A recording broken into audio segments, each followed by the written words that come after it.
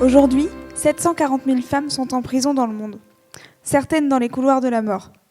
Audrey Guillet est journaliste à Rennes. Pendant 3 ans, elle a recueilli les témoignages de femmes en prison dans 10 pays à travers le monde. Ils vont être publiés dans un livre intitulé « Emprisonnées ».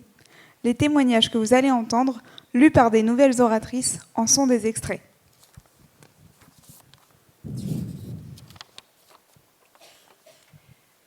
Le 29 juillet 2016, 4 personnes emprisonnées avec moi sont exécutées.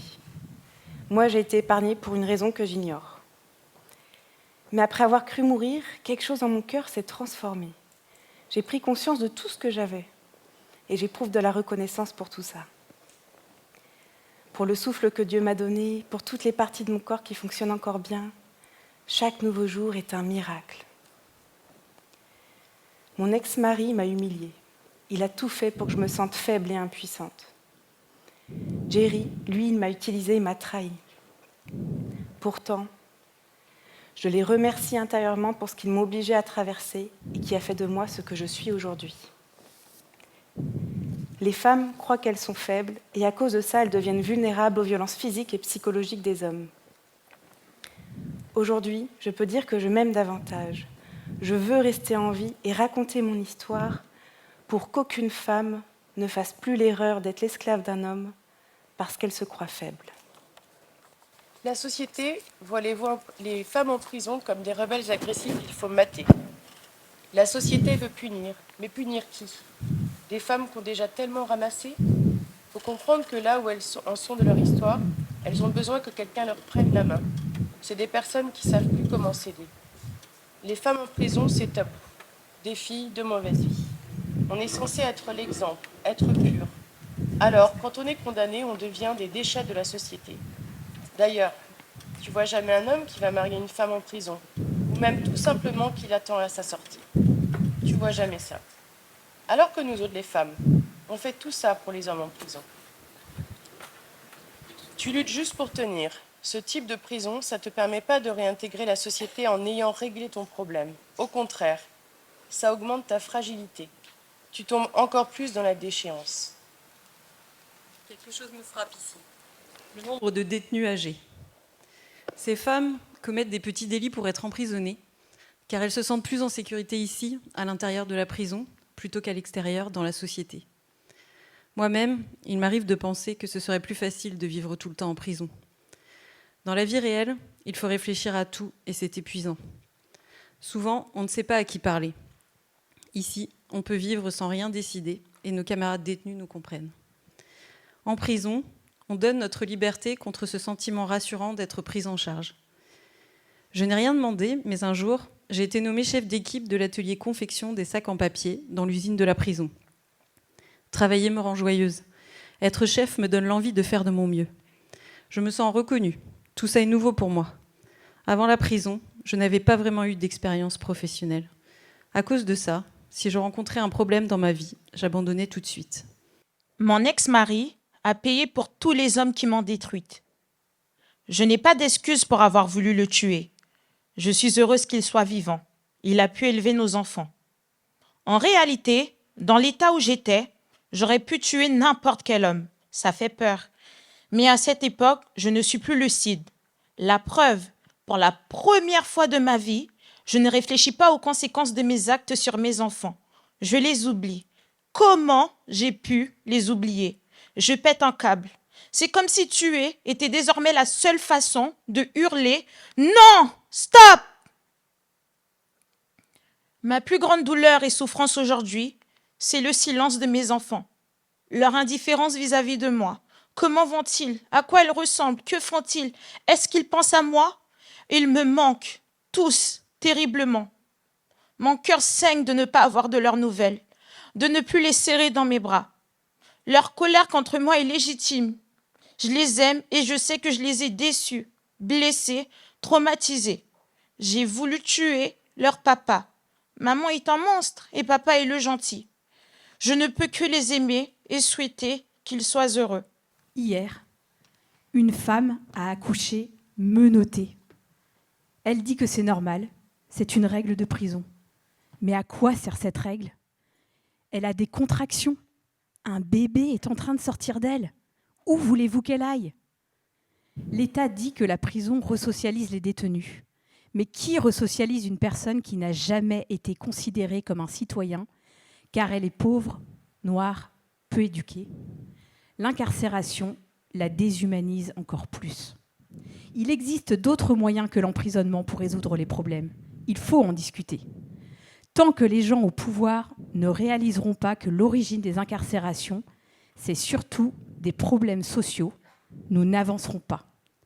Toutes les personnes que je connais qui sont sorties de prison et ont emprunté une nouvelle voie, plus belle, l'ont faite grâce à un réseau de gens, de la famille, des amis, des travailleurs sociaux, des associations, des ONG. Ce dont les gens ont besoin, c'est d'écoute, d'opportunités, de confiance, de seconde chance. Pas qu'on les regarde avec dégoût. Est-ce que vous aviez déjà entendu des femmes vous parler de ce qu'elles vivent en prison ? C'est pas fréquent, hein ? Ça peut même être un peu troublant. Avec Mary, Capucine, Kaori, Barbara, Louise, vous venez de voyager là où vous n'irez probablement jamais, derrière les barreaux de 5 prisons de pays différents. Pendant 3 ans, je me suis frayée des chemins jusqu'à ces femmes. Ça n'a pas été facile. Des militantes, des avocates, des administrations m'ont aidée. J'ai échangé avec elles par mail, par visio, par lettre, par téléphone. Il y a même des gens qui sont rentrés en prison pour poser mes questions. Et les récits de ces femmes, ils sont très différents les uns des autres. Elles ne vivent pas sur les mêmes continents, elles n'ont pas les mêmes droits, elles ne sont pas en prison pour les mêmes raisons. Et pourtant, en écoutant leurs histoires, il y a quelque chose qui m'a frappée. Pour l'immense majorité d'entre elles, elles ont vécu des violences avant d'entrer en prison. Dans le passé de ces femmes, pour presque toutes, il y a un traumatisme. Une violence sexuelle, physique, des humiliations de la part de la famille, d'un conjoint, d'un proche. Alors, je ne dis pas que toute femme victime de violence ira en prison, mais pour certaines, ces violences, elles ont créé des difficultés matérielles, émotionnelles, des addictions, et surtout une dévalorisation d'elles-mêmes, qui ensuite les ont conduites à des prises de risques, à des comportements illégaux. C'est ça qui est frappant, de sentir que derrière toute l'histoire de ces femmes, il y a des violences. Ça veut dire quoi ? Ça veut dire que la société, avant d'emprisonner ces femmes, elle a échoué à les protéger. Est-ce que vous saviez que la proportion des femmes en prison, elle gonfle ? Alors les femmes, c'est une minorité de la population carcérale mondiale, moins de 7%. Mais depuis 2000, leur nombre a augmenté de 60%, tandis que le nombre des hommes en prison a augmenté seulement de 22%. Pourquoi ? À cause d'abord de l'appauvrissement des femmes. Il y a des nouveaux modèles familiaux, les femmes et les hommes se séparent davantage, mais les femmes ont moins accès à un travail rémunéré. L'autre raison, c'est la guerre contre les drogues. Il y a beaucoup de pays qui luttent contre les drogues, mais ils n'arrivent pas à arrêter les hommes en haut des trafics, donc ils se concentrent sur les femmes à la base de ces trafics, les mules qui portent de la drogue d'un endroit à un autre. En faisant ce bouquin-là, je vous avoue qu'il y a quelque chose qui m'a énervée. C'est de constater que la vie en prison, elle est plus difficile pour les femmes que pour les hommes.